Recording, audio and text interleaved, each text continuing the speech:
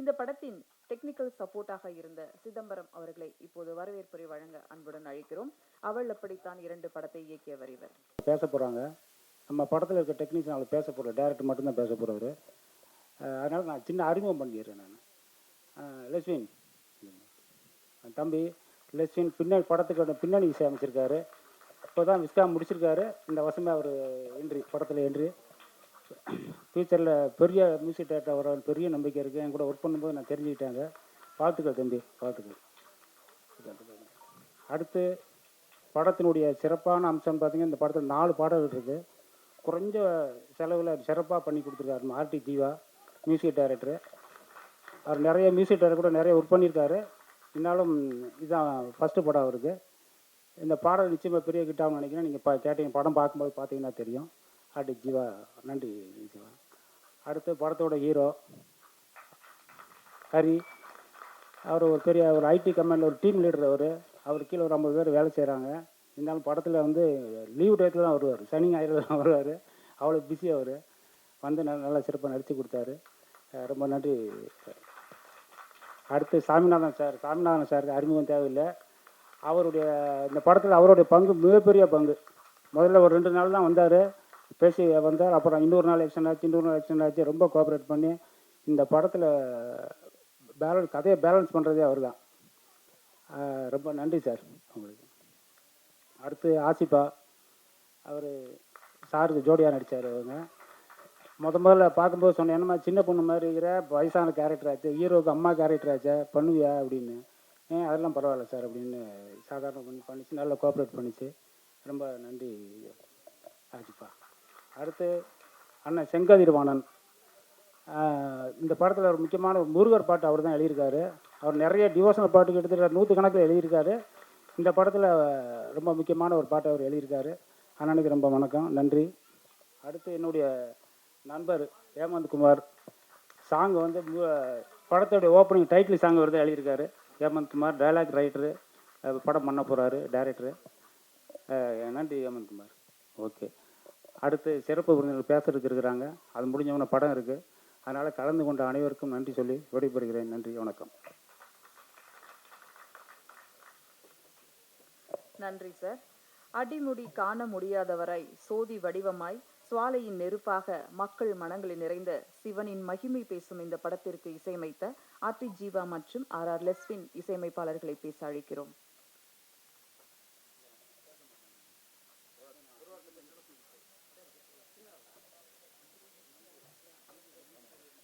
அனைவருக்கும் வணக்கம்.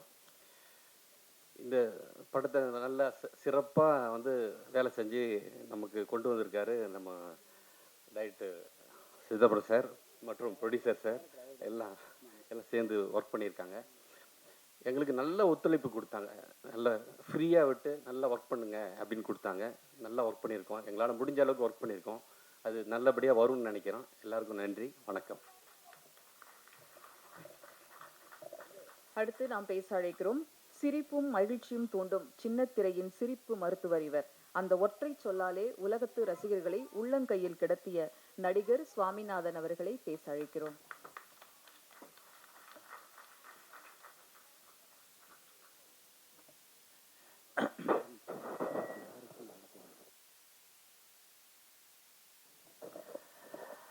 இங்கு வந்திருக்கும் ஊடக நண்பர்கள், பத்திரிகை நண்பர்கள் அனைவருக்கும் முதற்க நன்றி.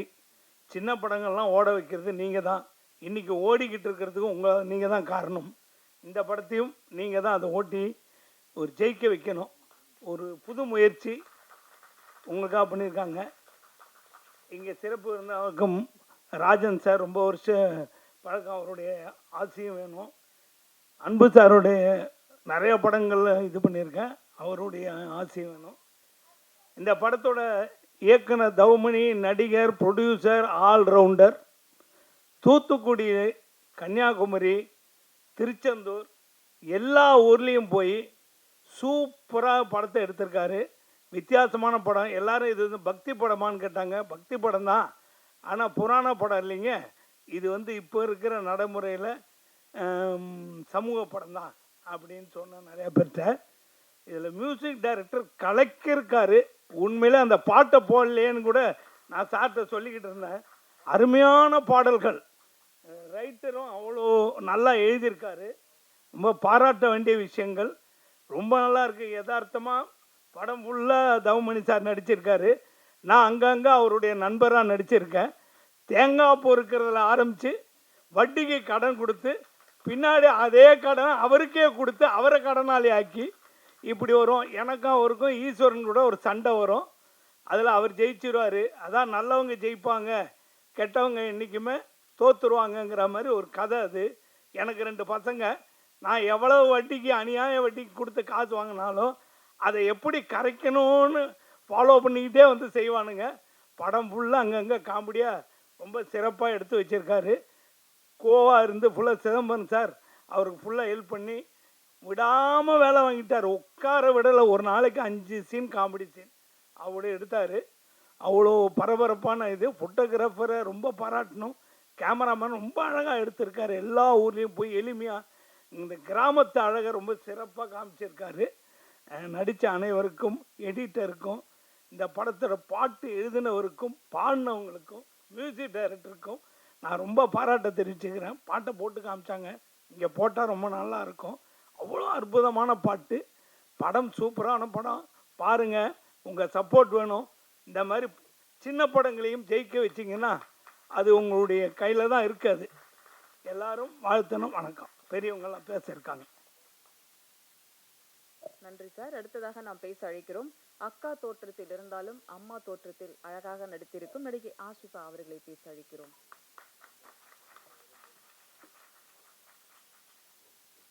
எல்லாருக்கும் இனிய மாலை வணக்கம். நான் என்னோட name Ashifa, native Kanyakumari. So இப்போ சென்னையில் தான் இருக்கேன். டைரக்டர் சிதம்பரம் சார் ஆக்சுவலி வந்து ஆடிஷன் கூப்பிட்டுருந்தாரு. அங்கே போகும்போது, அம்மா நீ அம்மா கேரக்டரில் நடிக்கணும், ஓகேவா அப்படின்னு கேட்டார்.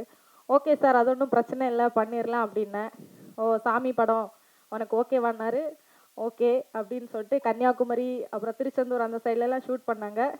ரொம்ப நல்லா எடுத்திருக்காங்கன்னு நம்புகிறேன். மீன்ஸ் நான் நல்லா நடிச்சிருக்கேன்னு நம்புகிறேன்.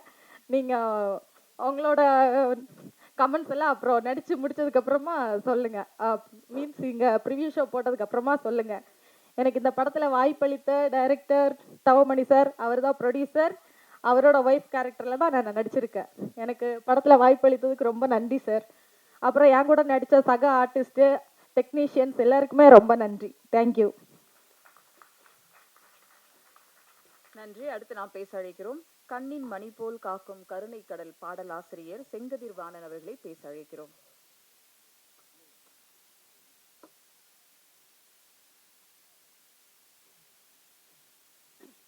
அனைவருக்கும் வணக்கம். மேடையில் அமர்ந்திருக்கும் திரைப்பட ஜாம்பவான்களுக்கும் அரங்கத்தில் அமர்ந்திருக்கும் அனைவருக்கும் என்னுடைய பணிவான வணக்கம். இந்த படத்தில் நான் ஒரு பாட்டு பண்ணியிருக்கேன், முருகர் சம்பந்த பாட்டு. நல்லா வந்திருக்கு. 4 பாட்டு பண்ணியிருக்கோம், 4மே நல்லா வந்திருக்கு. இந்த திரைப்படம் நல்ல முறையில் திரைக்கு வந்து மக்களுடைய ஆதரவு ஊடகங்கள், பத்திரிகைகளும் கொண்டு வந்து சேரணும்னு பணிவோடு கேட்டுக்கிறேன். நன்றி, வணக்கம்.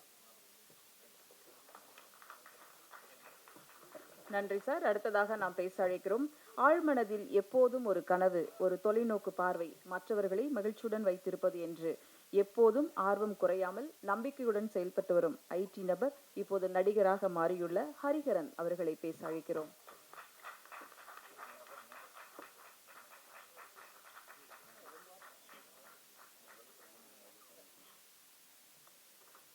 அனைவருக்கும் வணக்கம்.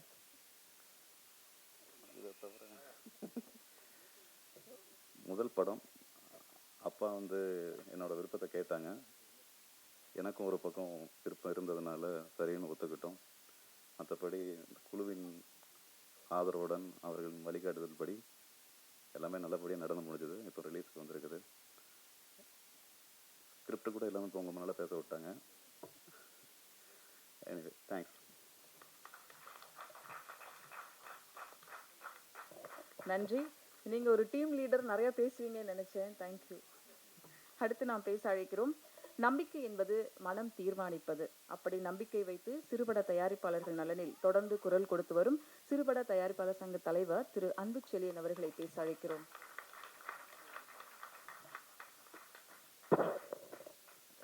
வணக்கம். வந்திருக்க மீடியா நண்பர்களுக்கும் வணக்கம். மேடையில் இருக்க அனைவருக்குமே என்னுடைய பணிவான வணக்கம் தெரிவிச்சுக்கிறேன். மகேஸ்வரியின் மகிமை அப்படின்னா ஒன்று தெரிஞ்சிருக்கும். ஈசனை நேராக கொண்டு வந்து நிப்பாட்டார் நம்மளுடைய தவமணி. ஆமாம், ஏன்னா இப்போ நான் கேட்ட அவரை, என்ன வெறும் ட்ரெயிலர் மட்டும் போட்டிங்க, பாட்டு என்னாச்சுன்னு. இல்லை நான் படம் போகிறேன். சரி, இந்த ட்ரெய்லர் எதாவது போட்டுலாமே, நான் என்ன ராஜனும் பேசிகிட்டே இருந்தோம். சாங்கே இல்லாமல் நான் என்னப்பா நாங்கள் பேசுகிறது அப்படின்னு. ஆனால் திருச்செந்தூரை வந்து ஃபுல்லாக லைவில் போய் எடுத்து வந்திருக்காராம். இது இன்றைக்கி காலகட்டத்தில் திருச்செந்தூரை போய் அவ்வளோ அழகாக எடுத்து வந்திருக்காருன்னா அவரை உண்மையிலேயே பாராட்டணும் தவமணி அவர்களை. ஏன்னா இன்றைக்கி எங்கே பார்த்தாலும் பார்த்தீங்கன்னா சாமி ஒரு பக்கம் திட்டிருக்காங்க, அசலாக போய் பேசுகிறாங்க. ஆனால் அப்பேற்பட்ட முருகன் கோயிலில் போய் தெளிவாக போய் படம் எடுத்து வந்திருக்காரு. ஆனால் என்னன்னா ஒன்றே ஒன்று தான் நான் சொல்லணும். சினிமாக்காரவங்க தான் இன்றைக்கி இவர் நம்ம சாம்டான் சார் சொன்னார் சிறு படங்களை சப்போர்ட் பண்ணுங்கன்னு. நம்ம படம் ஓடாததுக்கு காரணமே சினிமாக்காரவங்க தான். நான் ஓப்பனாக சொல்லுவேன், தெளிவாக சொல்லுவேன். ஏன்னா நான் 89 வந்தேன். வந்தப்போ நான் படம் பார்க்கப்போ ஏன்னா அன்றைக்கி சாப்பாடு வழி கிடையாது, தண்ணி தான் குடிச்சு நல்லா வாழ்ந்துருக்கேன். காலையில் தண்ணி தான் சாப்பிடுவோம், மத்தியானம் சாப்பாடு. அப்போ நாங்கள் ஃப்ரெண்ட்ஸாக வரும்போது இந்த டைரக்டர் எல்லாம் பேசும்போது எவனா ஒருத்தன் படம் பார்த்து வந்திருப்பான். அவன் வந்து எங்கள்கிட்ட சொல்லுவான், படம் ஃப்ளாப்பு, ஒன்றுமே இல்லைம்மா. ஏன்னா நாங்கள் எங்களுக்கு தெரியும், எங்களுக்கு அப்போ அறிவு கம்மி தானே. சரி நாங்களே எல்லாம் அது படம் ஒன்றுமே இல்லைடா அப்படின்னு. இன்றைக்கி வரைக்கும் அதை சொல்லிட்டு இருக்காங்க நம்ம சினிமாக்காரன். அவன் ஜெயிக்கணும், அவன் முன்னுக்கு வரணும், அவன் லைஃப்பை கொண்டு வரணும், அவன் குடும்பத்தை காப்பாற்றணும் எவனுமே நினைக்கிறதில்ல. இன்றைக்கி வரைக்கும் இந்த வடபழனிலும் சரி, இந்த பிரசாத் எதுக்கும் சரி, கோடம்பாக்கம் இன்றைக்கி நிற்கிறானுங்க. ஏன்னா நான் என் சங்கத்தில் நீங்கள் இப்போ வெளியில் நீங்கள் மீடியாலாம் பார்க்குற போகிறீங்க, உங்களுக்கு தெரியும். ஆனால் நான் எனக்கு டெய்லி நான் சங்கத்துக்கு வரதுனால உண்மை சொன்னால் இன்றைக்கி சிறுபடுறதுனால எக்கச்சக்கமான பேர் இந்த சங்கத்துக்கு வரதுனால நான் இப்போ கவர்மெண்ட்டோட சொன்னேன், எதுவாக இருந்தாலும் தெளிவாக அப்படின்னு சொன்னேன் இல்லையா. ஒவ்வொரு விஷயம் நான் கேட்டு செய்யணும். என்ன காரணம்னா இன்றைக்கி ஒன்றும் இல்லை, அந்த இவன் நடித்தான் நம்ம தனுஷ், அவன் படம் ஒன்றுமே இல்லைன்ட்டான். வந்து பிளாப்பு ஒன்றுமே இல்லை, படம் பார்த்து என்கிட்ட பார்க்கலன்றான். யாரா சொன்னாலும் எனக்கு கெட்ட வார்த்தை வரும், நான் வரேன். யாரும் சொன்னாங்கண்ணே, டேய் சரி டிஎன்ஏ எப்படா இருக்குது, அதுவும் ஒன்றும் இல்லைண்ணே, படம் பார்த்தியா, பார்க்கலண்ணே. அப்போ நீ எப்படி நம்ம திட்டுவோமா திட்ட மாட்டோமா சொல்கிறானே இப்போ வரைக்கும். ஏன்னா இன்றைக்கி வந்து ஆந்திரா ஹிட்டுன்றான், இங்கேயும் பரவாயில்லன்றான். என் பையன் பார்த்து சொல்கிறான், கூப்பிடுறான், அப்பா அருமையாக இருக்குது, வாங்க ஃபேமிலியோட போகலான்றான். இதுக்கு என்ன சொல்லிங்க? அது 100 கோடி 200 கோடி, இவர் எடுத்தது 1 கோடி 50 கோடி. ஏன் என்ன சொல்கிறேன்னா, முன்ன படம் நல்லா ஓடணும்னா சினிமாக்காரங்களுக்கு படத்தை பாருங்கள். படத்தை பார்க்கலையா கண்டென்ட்டாக போடாதீங்க, எவன்ட்டையும் பேசாதீங்க. அப்போ தான் நீ உண்மையான ஆம்பளை, உண்மையாலே சினிமாவுக்கு வந்த சாதிக்கு வந்த மனுஷன் நான் சொல்லுவேன். எல்லா பேரும் சொல்கிறான் படம் பார்க்கல சொல்லிட்டு போ, நல்லா இல்லை. அவன் முடிவு பண்ணிட்டான். இன்றைக்கி மக்கள் தாங்க படம் பார்க்குறாங்க, சினிமாக்காரங்க தேட்டருக்கே போகிறதில்ல. ஏன்னா இங்கே நமக்கு தான் வயிற்றுக்கே சோத்துக்கு வழி இல்லாமல் எங்கே சினிமா பார்க்க முடியும், 2 ரூபா கொடுத்து எங்கே போய் வாங்கி பார்க்க முடியும். அதனால தான் சொல்கிறேன் ஓப்பனாக, இந்த தவமணியில் நான் தெளிவாக சொல்கிறேன், யாருமே ஏமாற்றி வாழ்ந்து சரித்திரம் இருந்தால் அப்பப்போ சொல்லுவேன். சினிமா நம்பி வந்து யாருமே தோற்றதே கிடையாது. நான் நீங்கள் உங்கள் நின்னடி போய் பேசுகிறேன்னா காரணம் இல்லைங்க, எவ்வளோ கஷ்டத்தை நான் பட்டு வந்திருக்கேன். நான் ஒன்றும் சாதாரணம் வரல, அரசியல் சினிமா கினிமா எல்லாத்தையும் அடித்து ஓட விட்டு தாங்க வந்திருக்கேன். நான் நீங்கள் வந்து இன்னும் உங்கள்கிட்ட பேசுகிறேன், ஏன்னா ஜெயிக்கணும், நீங்கள் வாங்க. நான் வந்து உங்கள்கிட்ட பேசுகிறேன்ல, எந்த படத்தையுமே நல்லா இல்லைன்னு சினிமாக்காரங்க சொல்லாதீங்க. அந்த சினிமா நம்பி வந்து எவனுமே சொல்லாதீங்க.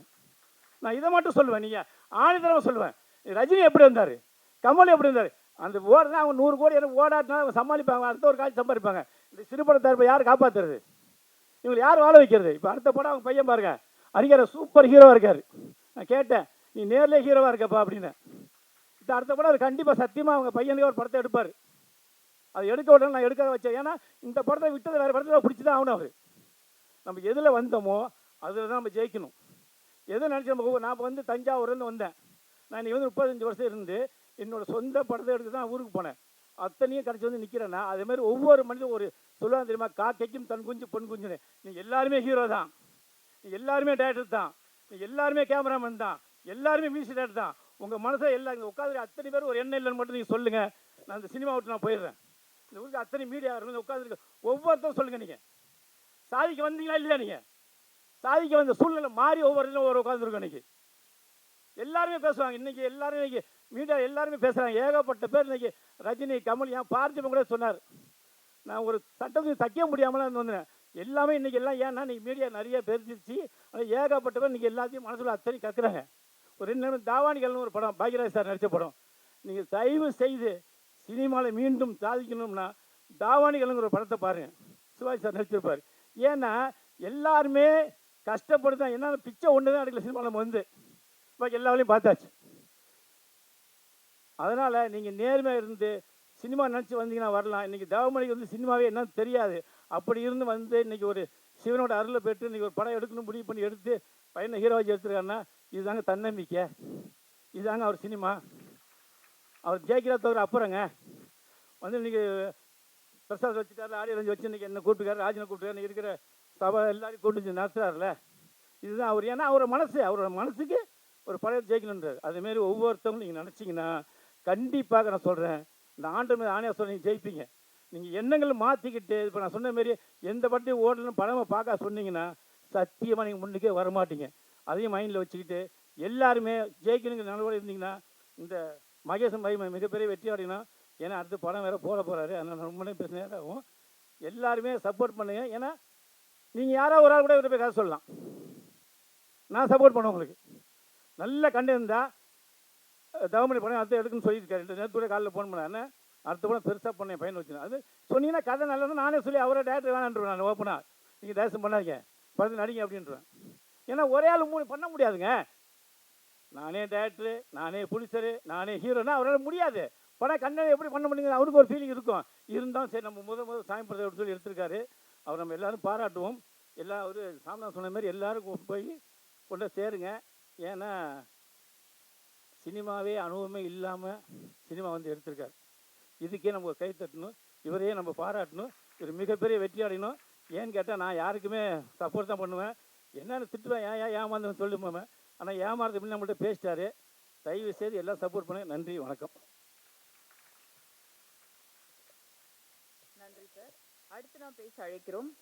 படைத்தல், காத்தல், அழித்தல், மறைத்தல், அருளல் என்று இந்த 5 அர்த்தம் சிவனே. இந்த பிரபஞ்சத்தை உருவாக்கிய பேரண்டமும் அவரே. சிவனின் புகழ் பேச வீதியில் உலா வந்த நாடகத்தினை ஊருக்கே எடுத்துச் சொல்லும் படம் இது. எடுத்து வைப்பது சிவனாக இருந்தாலும் 8வது சிகரமாக மாற வேண்டும். இறையாய் உயிராய் நினைக்கும் மகேஸ்வரன் மகிமை பட தயாரிப்பாளர், இயக்குனர், நடிகர் திரு தவமணி அவர்களை பேச அழைக்கிறோம்.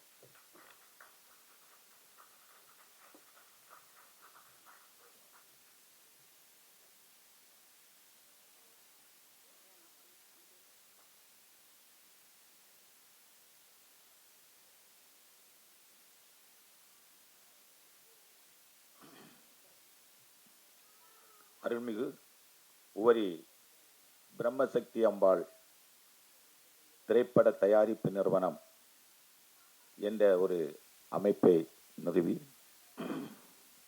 அதன் மூலமாக இந்த மகேஸ்வரன் மகிமை என்ற திரைப்படத்தை எடுக்க வேண்டும் என்று ஒரு முடிவு செய்து ஒரு லெட்டர் பேட் அடித்து, நான் பேசணும் நிறைய பேசணும், இருந்தாலும் அந்த அம்மா பேரை சொல்லிட்டு 4 லைன். நான் என் வாழ்க்கையில் ஒரு படம் எடுப்பேன். இவங்க இந்த ராஜன் சாரு, இந்த அன்பர் செல்வன் சாரெல்லாம் நான் பார்ப்பேன். அவங்க முன்னாடி நின்று பேசுறதுக்கு எனக்கு இன்னைக்கு ஒரு ரைட்டு கிடச்சிருக்கே, அதே அந்த சிவனோட அருள் தான். இல்லைன்னா நான் அந்த மேடையில் வரவே முடியாது. எந்த காரணம் கொண்டு வர முடியாது. அது ஒரு சக்தி, அந்த பிரம்ம சக்தி. எல்லாரும் வணங்குற தெய்வத்தை ஏதாவது ஒரு வகையில், எந்த தெய்வமாக இருந்தாலும் சரி தான், ஹிந்துவாக இருந்தாலும் சரி, கிறிஸ்தவராக இருந்தாலும் சரி, இஸ்லாமியராக இருந்தாலும் சரி, நாம் வணங்குற தெய்வத்தை விடாமல் பிடிக்கணும். நாம் செய்கிறது, இன்னைக்கு நான் சாமிக்கு அதை பண்ணேன், இதை செஞ்சேன் சொல்லவே கூடாது. நாம் பாட்டுக்கு செஞ்சிட்டு இருக்கணும், நாம் பாட்டு வணங்கிட்டு இருக்கணும். நாம் நினைச்சது நடக்கும், கண்டிப்பாக நடக்கும். நான் இந்த மேடையிலிருந்து நான் சொல்கிறேன், சின்ன வயசில் நான் என் பையனை வச்சு எடுத்த நடித்த கதாபாத்திரத்தை அவனுக்கு கொடுத்துருக்கேன். அவன்கிட்ட கேட்டேன், என்கிட்ட காசு இருக்கு, கடன் வாங்கல, 1 பைசா கடன் கிடையாது இன்னைக்கு வரைக்கும். அப்படித்தான் அந்த படத்தை எடுத்திருக்கு. அந்த அம்மா எனக்கு சக்தி கொடுத்துருக்கு. 24 வயசுல, என் வயசை சொன்னா நீங்க ஆச்சரியப்படுவீங்க, எல்லாம் கொஞ்சம் மேக்கப்ல தான் இருக்கேன். 74 வயசு, 1952 பிப்ரவரி மாதம் 19ஆம் தேதி பிறந்திருக்கேன். கணக்கை பார்த்துங்க. எல்லாம் சொல்றலாம் மேக்கப் தான். ராஜன் ஐயா எப்படி இருக்காங்க, பலமா இருக்காங்க. அவங்க இந்த இதில் டிவிலெல்லாம் பேசுறதெல்லாம் கேட்கும்போது உண்மை அப்படியே உள்ளொன்று வைத்து புறமொன்று பேசுவார், உறவு கலவாமை வேண்டும்பாங்க எழுவர் சொல்லியிருக்காரு. அந்த மாதிரி ஆள் அவங்க. சாரும் அப்படித்தான் அறிவுரை சொல்லுவாங்க பாருங்க. அவங்க குரூப்பில் நான் அவருக்கு பதிலே போட மாட்டேன், எல்லாம் நான் அப்சர்வ் பண்ணி வச்சிருவேன், எல்லாம் கேட்டுக்கிடுவேன், தெரிஞ்சுக்கிடுவேன். அவ்வளவு ஆழமான கருத்துக்கள், அவ்வளவு ஐடியா. இதை பண்ணு, இப்படி செய், அதை பண்ணாத, இதை யார் சொன்னாலும் கேட்க மாட்டாங்க. அவங்களுக்குன்னு ஒரு வழி. நானும் அப்படித்தான் போயிட்டேன், நானும் அப்படித்தான் போனேன். ஏன்னா நான் வந்து இந்த மாதிரி ஒரு படம் எடுப்போம், இந்த மாதிரி பிரசாந்த் ஸ்டுடியோவில் வந்து நான் பேசுவேன்னு நான் கனவுல கூட நினைக்கலைங்க. அதுக்கு அந்த சக்தி, அந்த பிரம்ம சக்தி தான் அந்த இதை கொடுத்துருக்கா. என் பையனுக்கு ஒரு ஃபியூச்சர் இருந்தால் அவன் வரட்டும். எனக்கு இதில் நான் இன்னும் மேலே நடிக்கணுங்கிற ஆசையோ அந்த இதெல்லாம் எனக்கு கிடையாது. ஆனால் ஒரு படம் எடுக்கணும், அது பக்தி படமாக இருக்கணும். நான் நடிச்சிருந்தேன், அதில் பாராட்டு கிடைச்சிது எனக்கு. 2 கேரக்டரில் இன்றைக்கு நான் நடிச்சிருக்கல, அன்றைக்கு நடிச்சிருக்கேன். 24 வயசில் நான் இதே தகப்பனார் கேரக்டரில் நடித்தேன். 31 வயசில் 25 வயசு பையனாக நடித்தேன். இப்போ 74 வயசில் 45 வயசு மனிதனாக நடிச்சிருக்கேன். இது நடிப்பு. சினிமாங்கிற உலகத்தை வச்சு முழுமையாக பேசுறதுக்கு எனக்கு ரைட்டே கிடையாது. ஏன்னா நான் அனுபவசாலியோ, அதில் எனக்கு ஒன்றுமே ஏது தெரியாது, இசட்டும் தெரியாது. ஏ டு இசட் தெரிஞ்சவங்கலாம் இருக்காங்க, பெரிய பெரிய ஆட்கள் இருக்காங்க. ராஜன் சார் எவ்வளோ பெரிய ஆள், எத்தனை படம் தயாரிச்சிருக்காங்க, எல்லா நடிகரும் அவங்களுக்கு தெரியும். நான் இன்றைக்கு இந்த மேடையில் அவங்க முன்னாடி பேசுறதுக்கு எனக்கு ஒரு வாய்ப்பு கிடைச்சது. அந்த பிரம்மசக்தி அம்மாளுக்கும் அந்த சிவபெருமானுக்கு தான் நான் நன்றி சொல்றேன். இப்படி நான் ஒரு மேடையில் என்ன பேசுவேன்னு நான் எதிர்பார்க்கவும் இல்லை. அந்த ஒரு சூழ்நிலையை உருவாக்கி கொடுத்தது அந்த தெய்வங்கள் தான். ஆனால் கோயிலுக்கு நிறைய செஞ்சுருக்கேன், நிறைய போவேன். என் குடும்பங்களுக்கு தெரியும், என்னை சார்ந்தவர்களுக்கு தெரியும்.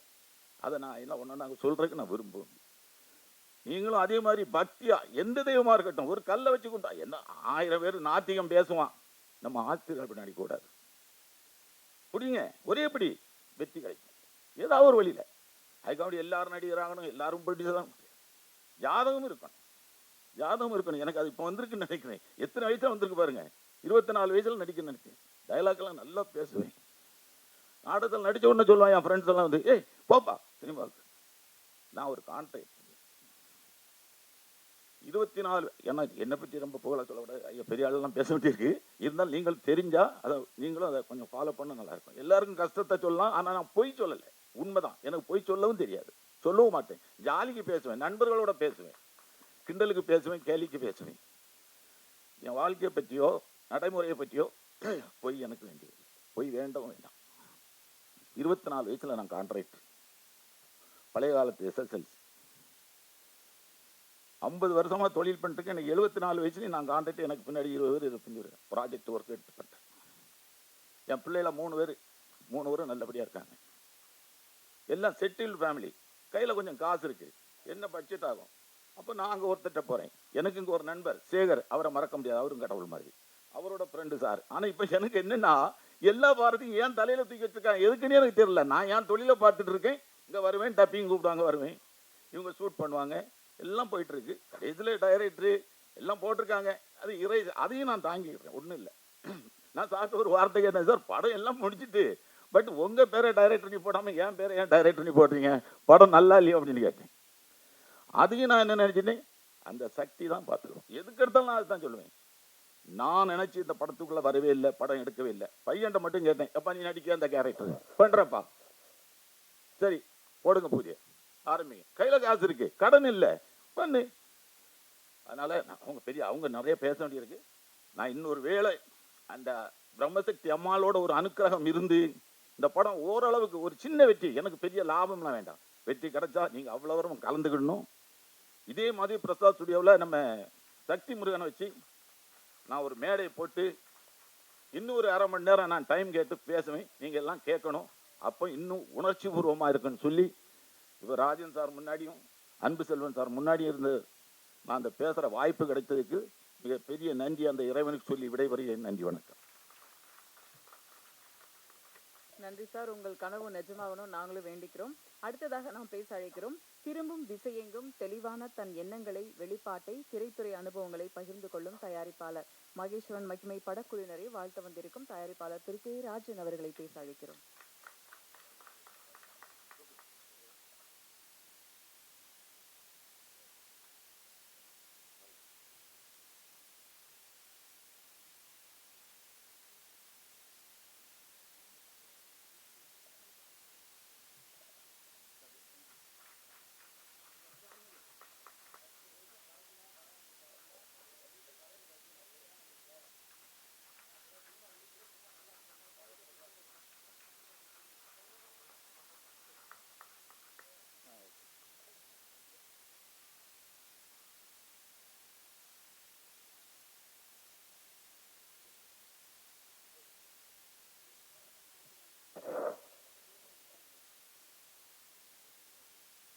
முயற்சி உடையார் இகழ்ச்சி அடையார்.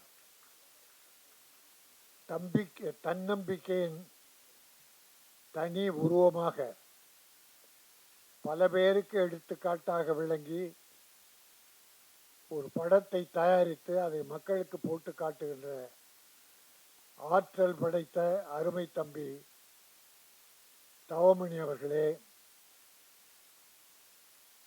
இயக்கம், நடிப்பு, தயாரிப்பு, அதோடு அவரும் தன்னுடைய மகனையும் கதாநாயகனாக போட்டு ஒரு பக்தி கலந்த ஒரு சமூக படத்தை அற்புதமாக உருவாக்கி இருக்கிறார். அந்த தம்பியின் பேச்சு ஒவ்வொன்றும் தன்னம்பிக்கை தருவதாக, ஒவ்வொருவரையும் ஊக்குவிப்பதாக, யாருமே சோர்ந்து விடாதீர்கள், நம்பிக்கை வையுங்கள், அது நடக்கும், இறைவன் மீது நம்பிக்கை வையுங்கள், அவர் நடத்துவார் என்பதை தம்பி தவமணி அவர்கள் பிரமாதமாக பேசினார். படம் எடுத்தது நம்ம ஒரு சின்ன முன்னோட்டம் பார்த்தோம். பாட்டு 4 பாட்டு நல்லா இருக்குன்னு சொன்னாங்க. சாமிநாதன், தம்பி சாமிநாதன் நடிகர், அவர் பார்த்துருக்காரு, அவர் நடிச்சிருக்காரு. இந்த சிறுபட தயாரிப்பாளர்களை ஊக்குவிக்கிறதுல என்னுடைய அருமை தம்பி அன்பு செழியன் பல அட்வைஸ் பண்ணிட்டு இருக்காரு. தன் சொந்த செலவில் ஒரு சங்கத்தை உருவாக்கி ஒரு இடத்தை அதுக்குன்னு வாடகை சொந்த இடத்திலே வச்சு வர்ற சிறுமுகட்டு பட தயாரிப்பாளர்கள்லாம் வழிகாட்டியாக விளங்கி தவறுனா தட்டி கேட்கறது, தவறு பண்ணாத. இப்போ அவர் பேசுனதை கேட்டீங்க. பல பேர் பூஜை போடுற அளவுக்கு வருவான், பூஜைக்கு பிறகு காணாம போயிடுவான். சில பேர் கோட்டர் படம் எடுப்பான், கோட்டர் அடிப்பான், அதுக்குள்ள கோட்டருக்கு செலவு பண்ணுற பணத்தை படத்துக்கு செலவு பண்ண மாட்டான். சிலர் ஆஃப் அடிப்பாங்க, பாதி படம் வரையும் வரும், முடிக்க முடியாது. சிலர் முடிச்சிருவாங்க, ரிலீஸ் பண்ண முடியாது. ஏன்னா ரிலீஸ் நேரத்தில் இருக்க கஷ்டங்கள் இருக்க அவ்வளோ பெரிய கஷ்டம். கியூபுக்கு பணம் கட்டாம இன்னைக்கு ஏறக்குறைய 80-90 படம் நிற்கிது சார். படம் எடுத்துட்டாங்க, சென்சார் பண்ணிட்டாங்க. கியூபுக்கு இந்த பப்ளிசிட்டிக்கு ஒரு 50 லட்சம் வேணும். அது இல்லாமல் இன்னைக்கு 60-70 படம் நிற்கிது. நான் சிலருக்கு ஃபைனான்ஸ் பண்ணியிருக்கேன்.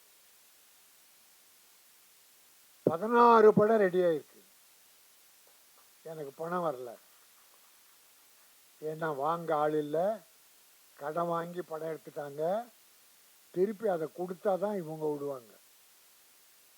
திருப்பி கொடுக்க முடியல, ஏன்னா வியாபாரம் இல்லை. நான் ஒன்று தப்பாக சொல்லலை.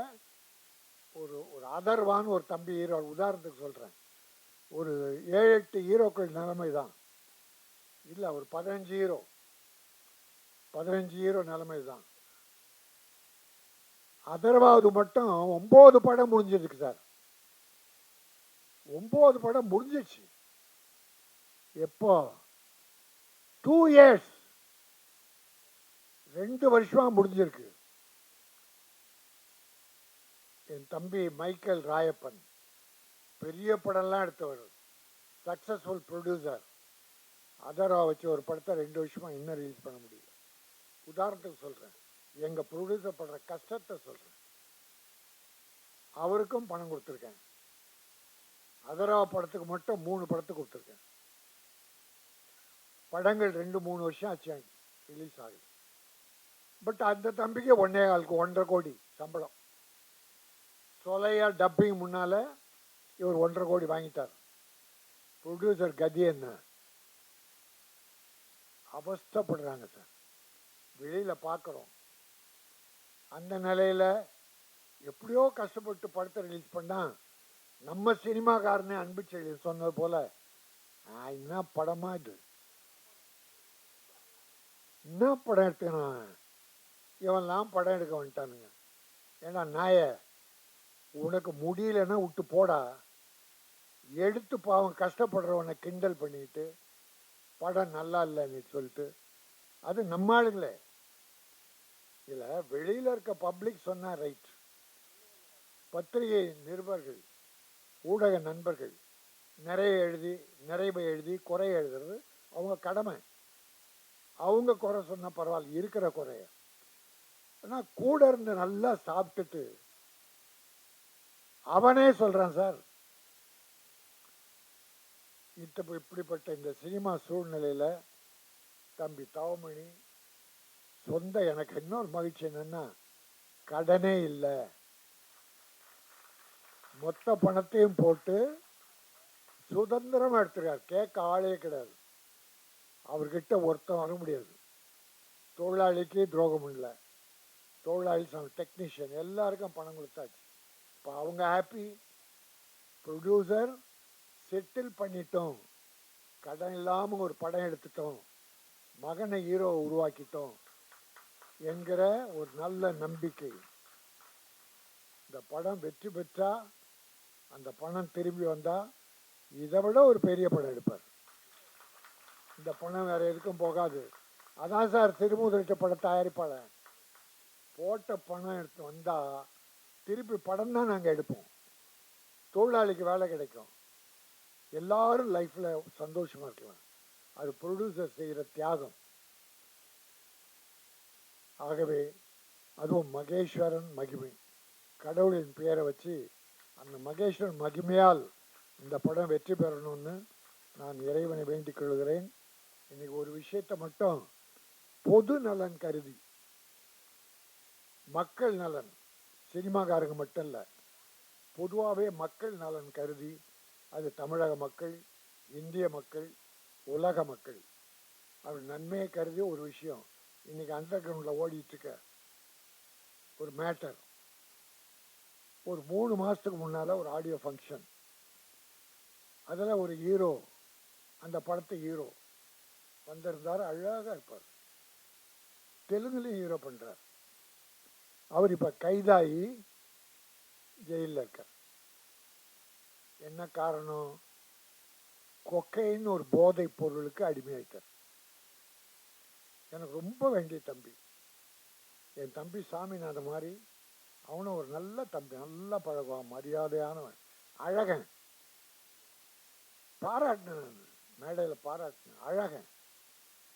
ஆனால் குடும்பத்தில் ஒரு சூழ்நிலை வந்தது, குடும்பத்தில் ரொம்ப அவசப்பட்டான், கோர்ட்டு கேஸுன்னு, அது ஒரு ஒரி.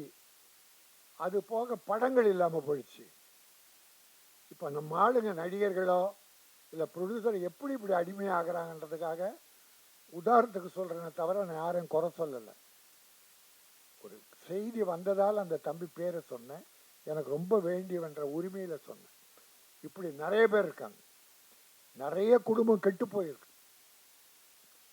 பிறகு அவர் என்ன பண்ணுறாரு, படம் இல்லைன்னும் போது ஒரு படம் எடுக்கிறார் சொந்தமாக, எடுத்து படம் முடித்து ரிலீஸ் ஆகலை, வியாபாரம் இல்லை. பிறகு கடன் வாங்கி படத்தை ரிலீஸ் பண்ணிட்டார், அதில் அவஸ்தைப்பட்டார். இது ஒரு ஒரி. எல்லா ஒரிசையும் தீர்க்க மதுக்கு அடிமையாயிட்டார். மது ஒரு ஒரிசை ஒழிச்சிருமா? மது உடலை கெடுக்கும், குடலை கெடுக்கும், குடும்பத்தை கெடுக்கும், மனைவி மக்களை கெடுக்கும், மனிதன் என்ற அந்த வார்த்தையை கெடுத்துரும். மதுவால வாழ்ந்தவர்கள் யாரும் இல்லை. குடியால் குடும்பம் கெட்டதை தவிர இன்னைக்கு தமிழ்நாட்டில் மட்டும் இல்லை சார், உங்களுக்கு தெரியும், எல்லாம் தெரியும், இந்தியா முழுக்க தமிழ்நாட்டில் கொஞ்சம் குறைவே சொல்லலாம். நீங்க குஜராத்தில் மது விலக்கு, ஏன்னா காந்தி பிறந்த மண்ணு, மது விலக்குன்னு சொல்றாங்க. பட் வேற நாட்டில இருந்து அங்க துறைமுகத்தில் தான் வந்து இறங்குதான், அங்கிருந்தா நாட்டு கடத்தப்படுதான். கேள்வி, பத்திரிகை நியூஸ் பல பேர் சொன்னதை சொல்றேன். சினிமா ஒரு காரணம். நான் இது வரைக்கும் சினிமாவில் குறை சொன்னதில்லை, ஏன்னா நம்ம சினிமா. ஆனால் குறை இருக்கும்போது சொல்லி தான் தேடணும். முன்னெல்லாம் என்ன பண்ணுவோம், சார் சினிமா என்ன சார் சொல்லிட்டோம், சமுதாயத்தில் நடக்கிறது தான் சார் சொன்னோம். ஆணவ கொலை நடக்கலையா, அதை கதையை எடுத்தோம். சாதி வரி இல்லையா, அதை கதையை எடுத்தோம். கற்பழிப்பு இல்லையா, பாலியல் பலாத்காரம் இல்லையா, அதை கதையை எடுத்தோம்னு சொல்லிட்டு இருந்தோம். இப்போ சினிமாவில் இது நிறைஞ்சு போச்சு சார். நான் உங்களை தர்ம நியாயமாக கேட்குறேன், இந்த 1 இயரில் எத்தனை படம் சார் ரிலீஸ் ஆகிருக்கும்? 241 படம் போன வருஷம். அதில் சின்ன படங்கள் தான் குடும்ப தர்மத்தை சொல்லியிருக்கு. பெரிய படங்கள் பூரா எடுத்து பார்த்தீங்களா? என்ன படம்? வெட்டு, குத்து, கொலை, கொள்ளை, கஞ்சா கடத்தல். பெரிய ஹீரோ சார். நீ ஒரு நல்ல குடும்ப கதை சொல்லக்கூடாது? கஞ்சா கடத்தல் மட்டும் விஜய நடிச்சிருக்காரு, அஜித் நடிச்சிருக்காரு, ரஜினி சார் நடிச்சிருக்காரு. இப்போ உங்களுக்கு கோடி ஆயிரம் லட்சக்கணக்கான தொண்டை இருக்கான், ரசிகர் இருக்கான். நீ சினிமாவில் குடிக்கிறத காட்டினா ஒரு லவ் ஃபெயிலியர், பாருக்கு போய் தண்ணி அடிக்கிறது, காலேஜில் ஃபெயில் தண்ணி அடிக்கிறது, இதான் ரெமெடி. ஒன்று தோற்று போனால் தண்ணி அடிக்கிறதான ரெமெடி. நீங்கள் சினிமாவில் பண்ணுறீங்க, உன்னை தொண்டன், ஒரு ரசிகன், என் தலைவரே அடிச்சாடுறா. நான் எல்லாரையும் சொல்ல, ஒரு 70% இப்படி தான் சார் இருக்கு. 70% இப்படி தான் இருக்கு. நாடு குட்டிச்சவராக இந்த 1 இயர் நீங்கள் சொல்லுங்கள், இல்லைன்னா எனக்கு சொல்லுங்கள், எத்தனை சினிமாவில் கதத்தல் சார். ஹீரோ ஒரு துப்பாக்கி வச்சுருக்கான் சார். 50 பேர் கையில் துப்பாக்கி, அறிவாளு, குண்டு, இவ்வளோ நிலமாக வச்சுக்கிட்டு ஹீரோ மேலே படாது. ஆனால் ஹீரோ சுடுவார், ஒரு குண்டுக்கு 100 பேர் விழுவான். அவன் ஹீரோ ஒல்லியாக இருப்பான், 80 கிலோ, 120 கிலோ ஆள் 10 பேர் விழலாம் சார். இப்படி வீசினா 10 பேர் விழலாம் சார். என்ன சார் அக்கிரமமா இருக்கு? இதை பார்த்து சமுதாயம் கெட்டு போகுதா இல்லையா? இப்போ குடி வேற வந்துருச்சா? இளைஞன் 18 வயசு பையனில் குடிக்க ஆரம்பிச்சிட்டான், கட்டுப்பாடு இல்லை. காலேஜ் ஸ்டூடெண்ட்ஸ் குடிக்க ஆரம்பிச்சிட்டாங்க சார். வெட்கி தலைவந்து ஒரு தாத்தாவா, குழந்தைகள் 6 பேர பிள்ளைங்க எனக்கு எல்லாம். என் ஸ்கூலில் 500 பிள்ளைங்க படிக்கிறாங்க, பேர பிள்ளைகள். என் ஸ்கூலில் படிக்கிற பிள்ளைங்க என் பேர பிள்ளை தான். அத்தனை பேருக்கு நான் பொறுப்பு. ஆனால் நாட்டில் இன்னைக்கு கவர்மெண்ட் ஸ்கூலில் பையன் குடிக்கிறான் சார், டேபிளில் உட்காந்து, நாம் டிவியில் பார்த்தோம். காலேஜில் குடிச்சிட்டு வெட்டிக்கிறானுங்க சார். குடியால் இந்த நாடு கெட்டு குட்டிச்சோர் ஆயிடுச்சு. அப்படின்னா நான் தமிழ்நாட்டை மட்டும் சொல்கிறேன்னு நினைக்காதீங்க. தமிழ்நாட்டில் மட்டுமல்ல, நான் தமிழக முதல்வரை கையெழுத்து வேண்டி கேட்டுக்கொள்ளுகிறேன். பல பேட்டியில் சொல்லியிருக்கேன், தமிழ்நாட்டில் மதுவிலக்கை கொண்டு வந்து மக்களை காப்பாற்றுங்கள். அவரும் வசதி இருந்தால் நிச்சயம் செய்வார். தமிழக முதல்வருக்கு அந்த எண்ணம் இருக்கு. ஆனால் இங்கே மூடிட்டாங்கன்னா பக்கத்தில் புதுச்சேரி, அங்கே ஒசூர் தாண்டின பெங்களூர், இங்கே கேரளா, ஆந்திரா, பார்டருக்கு போயிடலாம் சார் நம்ம ஆள் பஸ் ஏறி. அப்போது இந்த பணம் எப்படியோ எங்கேயோ அழிஞ்சு போகுது. இந்தியா பூராவிலும் நான் பிரதமர் மோடி அவர்களை, நல்லா பண்ணுறீங்க பிரதமர் மோடி அவர்களே, நல்ல திட்டங்கள் பண்ணுறீங்க. ஆனால் மது விலக்கை தேசிய கொள்கையாக வைத்து, மகாத்மா காந்தி பிறந்த மண் குஜராத், அந்த குஜராத்தில் பிறந்தவர் தான் மோடின்றாங்க, அமித்ஷான்றாங்க. அந்த குஜராத் மண்ணுக்காவது, காந்தி பிறந்த மண்ணுக்காவது இந்த மது விலக்கை அகில இந்தியாவில் மூடுங்க. ஒரு கூலி தொழிலாளர், பிராந்தி கிடையாது சார், படித்தவங்க கொஞ்சம் பேர் தான், ஒரு 20% 25%. கூலி தொழிலாளரில் வண்டி இருக்கிறவன், கொத்தனார், வேலை முடிச்சுட்டு கூலி வாங்கி நேராக வீட்டுக்கு போகிற சார், அவன் பிராந்தி கடைக்கு போகிறான் சார்.